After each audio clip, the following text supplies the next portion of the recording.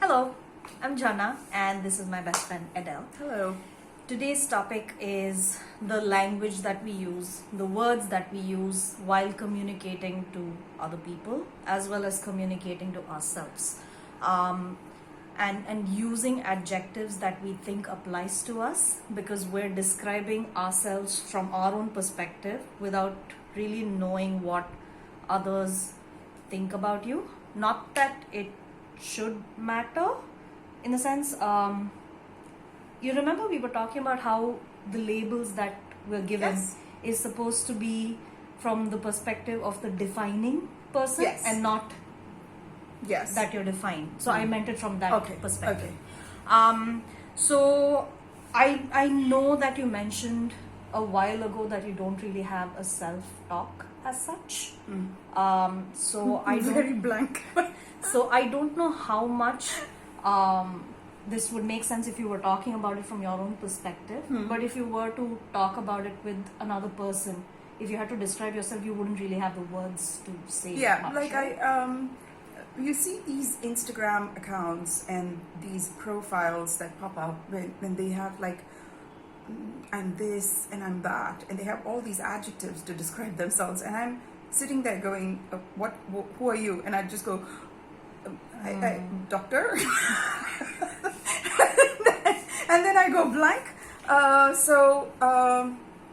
And it's very interesting and it's very telling how attached to certain labels we are, because that's the direction in which we put roots out. Yeah. And that is the address of our ego. This is where the ego lives, these definitions of who we are. And I could be, there are people that hated Mahatma Gandhi. Yeah. I mean, in South Africa, he's considered a racist. Islamic people think he's horrible. There is so many books written about his deviant sexuality. And then there's people like me who consider themselves a Gandhian in some way. Then there's Martin Luther King who took the concept of ahimsa and non-violence and promoted it to the world. And so everybody is allowed to have an opinion about you. Adjectives that we use about ourselves. I think initially I want to address how we describe ourselves to other people to control the narrative. Oh yeah, When I used to do that so much. Yeah. So when we use certain adjectives about ourselves, certain descriptions, certain for instances, and this happened to me and that happened to me, and stories we tell about ourselves to other people in order to control how they view us. Number one, it's a full-time job. Yeah. Number two, you're going to be so entwined with how they view you, and you are not going to be you. You're going to be a hologram image of who they think whom you want them to think you are. So basically, you're trying to impress this audience in your head. Yeah. And the third thing is when things go south, and they will, because we're humans, we can only talk about us so much before actions start to catch up with who we are. We're going to be a disappointment to somebody else whom we've impressed upon that this is who I am, and I think that's why many people stick to catfishing on the internet and don't want to meet the person, because they'd rather leave you with a dream. And they can say whatever, and not back it up and not put money where the mouth is. So the words we use with ourselves comes from a place of ego and not reality. And also, I think it comes from a lack of understanding who we are. Yes. Because if you don't understand yourself, how are you going to communicate that to anybody else? And I think the minute you understand yourself, you don't feel the need to communicate about think also, I think the people who do describe themselves to other people think they understand. Who stands there telling That's you true. That's true. that, oh, Jana, you've now understood yourself. I wish there was somebody, a qualifying agency who came and put a stamp on my head. Oh, she understands you just herself. go to the shop there and say, okay, this is what I like, this is what I like, so you give me that. Right? Yeah. So I everybody who describes themselves assumes they understand themselves. I think that's true for all of us, right? Because I remember just a couple of weeks ago I was telling you about something that I thought I was, and you said no, that's not who you are. So until somebody else pointed it out to me, I didn't even realize that I was saying something that I actually thought was true until I had somebody contradicting that same information. Because I think most of the time, I think language is a very poor translator of personality. And we use language when there is distance between people. If there is silence and the silence is comfortable, then there is true intimacy there. If we need to fill it with activity, with projects, with language, there is a distance there that needs to be bridged. And how we bridge that is through constant telling of stories. And if we are not completely integrated within ourselves, we keep telling stories about who we are in the hope that that is bridging the gap with the other person. But everybody is experiencing the other. And you are telling these stories because you think that this is what you want somebody else to understand. Yes. But how they see you will be so different from who you actually are if you are constantly trying to use words to make someone think and feel about you the way they want you to.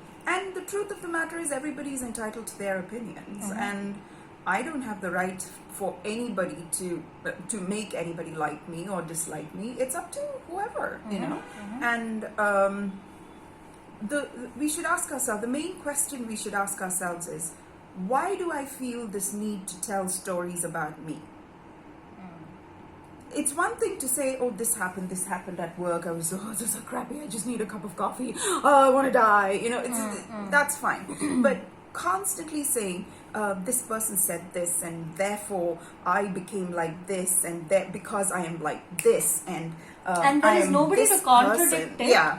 Unless they've been in that situation and seen you for what you are. So this constant narrative, this storytelling, this movie running in our head, unfortunately we are very biased towards ourselves. Of course we are. If we don't like ourselves, it's very difficult for someone else to like us, right? Yeah. So I think anything we tell another person about us is a manipulation tactic, is going to be biased in our favor. Even if we're saying terrible things about ourselves to somebody, we're You know, I also think another way to look at saying terrible things about ourselves to other people is because one is used as a bonding agent. Because I am a victim, you're a victim, let's be victims together. Like that is one way to look at it. Another way to look at it is you say horrible things to yourself, so another person will say, oh no, you're not. Yes. So it's both ways, right? So that's another thing. Another thing I've noticed is when you have really, really poor self-esteem, of course, you try to sort of build yourself up so other people don't see you the way you actually are. Yeah. But we are forgetting that people will feel who we are. We'll make people feel who we are.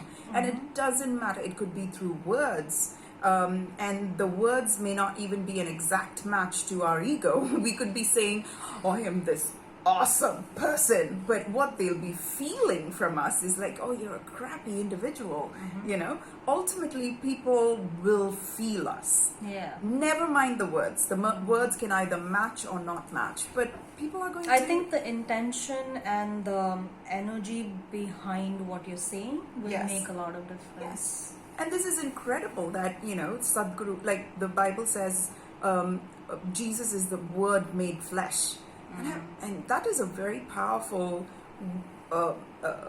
verse in the Bible, that constantly the Word of God made flesh is Jesus. So our words have the power to create life, you know. Oh, it does. And it's such a creative enterprise. And Sadhguru talks about how people are so, you know, not integrated, like bits and pieces of them are everywhere.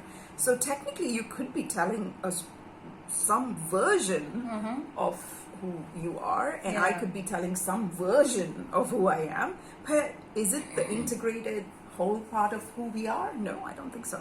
So Also, when you say something to someone, you don't know how they understand and interpret what you're saying. Yes. So you could be saying something and you want them to understand a certain way, and they probably don't get it the way they want to. No.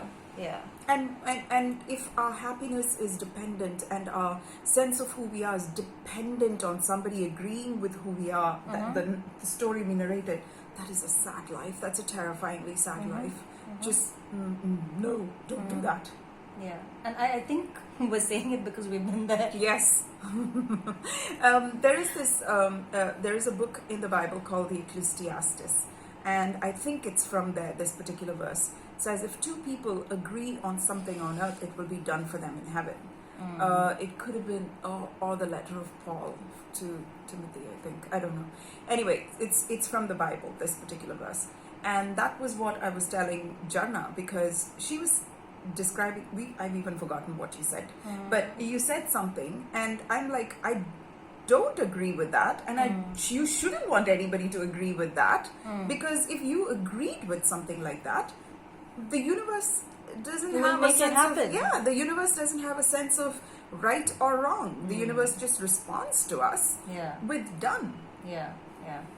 So be very careful. You know the Chinese proverb of be careful what you wish for. It could happen. Everything you wish for will happen. Yeah. Believe me, it'll happen. So we should be careful of even the good things we tell about ourselves. Because once you put it out there, the universe is just going to put all its energy in making that thing happen, right? And you want to make sure that, because and I think this also comes when you start learning more about yourself. You read things that contradict your thought process. Yes. It contradicts your ideas, challenges you, makes you feel frustrated with challenging your own beliefs, because it's the hardest thing to change about ourselves. It helps when you have people around you who can do that for you, because you are not an island. Yes. You need people around you for you to be able to do that. And I think that's the reason why I was able to look at a different perspective and decided, okay, I'm not going to use this word anymore, because I think I'm looking at myself in a certain way, but you don't seem to see it the same way. So maybe I need to look at that aspect as well. So yes. Did you ever question why you needed to even tell that story in the first place? I think I've been told that maybe a couple of times, and I just made that my entire narrative. So sometimes that happens. You have people around you who don't really know much about themselves, but they like to, I mean, you know how there's this saying, right? People like to give the advice that they don't want to take themselves, or give you adjectives which they don't completely understand themselves, but because it's triggering them in some way, they label you with a certain adjective. So maybe that was something I just adopted and decided to use that. And turns out, I mean, a lot of things have been given to me as labels which I never have questioned before. But then I'm like, okay, now I need to start questioning every single thing. Why is it like this? Is it actually like this? Yes. So yes, so that is something that I work on quite a bit.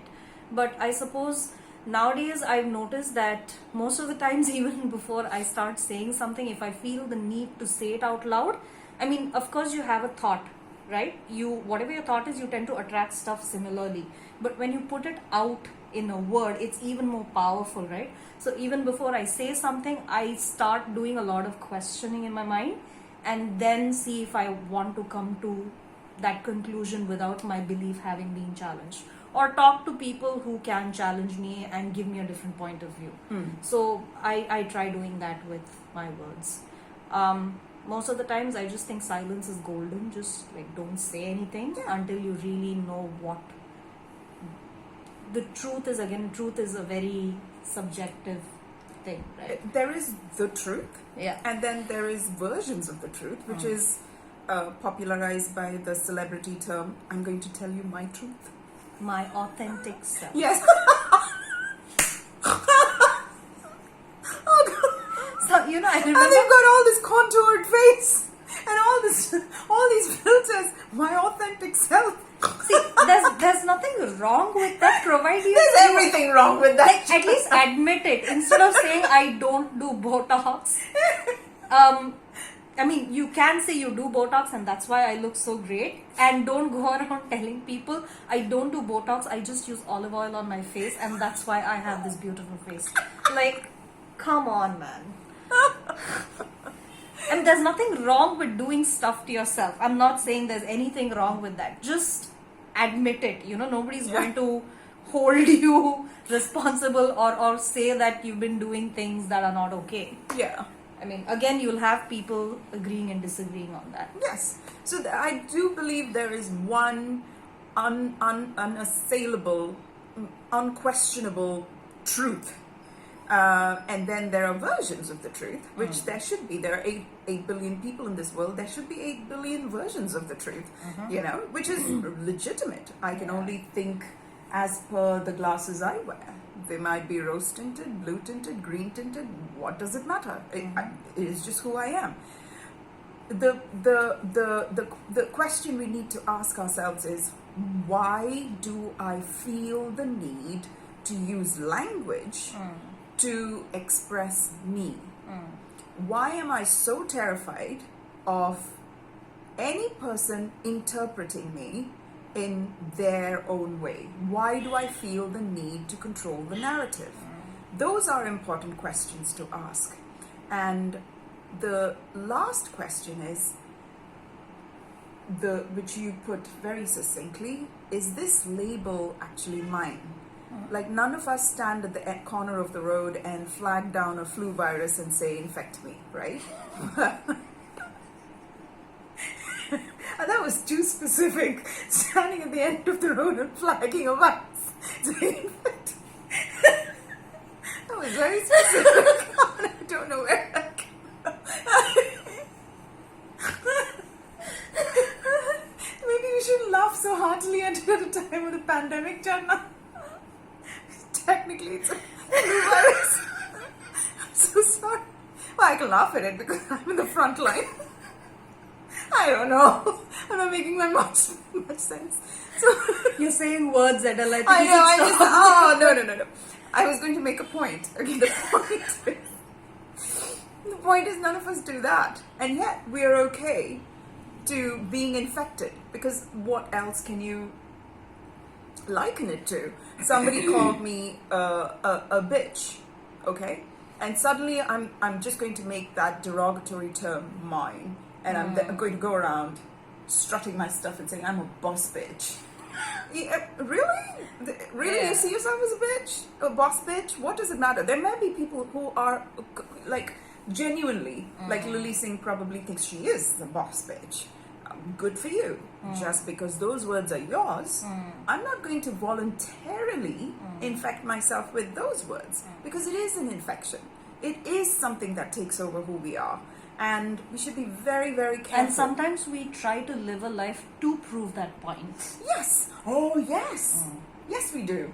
And that is very dangerous, because we're trying to steer our life in a direction that may be contrary to why we even came into the universe in the first place. To prove a point. To be like words? That is so stupid. Yeah. My God. Yeah. So, I don't think there's anything else that I have to add to this. Just be careful about what words you use. Yes. And this is something I guess we mention in most videos. Look at your childhood. What beliefs did you adopt? What language did you adopt? What adjectives did you adopt from the people who raised you? Because that is where you have the most impact on who you are as a person now. So a lot of things that we learn about ourselves even when we are in our 30s, 40s, 50s, 80s could be something that was told to us when we were really small, right? Yeah. And I remember seeing this Instagram video about a woman in her 50s, I think, and she was wearing makeup, and she was saying, every time I wear makeup, I remember these words that my mother told me as a child, and it was something nasty. And it lives with you for the rest of your life unless you question it. So please question your beliefs, because parents can make mistakes without meaning to. Your grandparents, relatives, people who are much older than you can make mistakes, and they just say it as a passing comment. But to a child, it's just something that they adopt, because children are sponges, right? They just learn whatever they hear around them. So start questioning that. It's not a fun process. It can be very painful, because it brings so many things that we've suppressed as children, and you really have to look at it if you want to deal with it. It's not a cakewalk, but it'll also give you it'll give a lesser hold of other people on you, and it'll give you a place to not want to conform to everything that people say about you. So please question your beliefs, and I guess that's the only way to look at it. And then you will be your own story without words. Then there's literally no story there, right? Alright, so thank you so much for watching. If you guys liked the video, please click like, subscribe and share, and we'll see you soon. Bye. Bye-bye.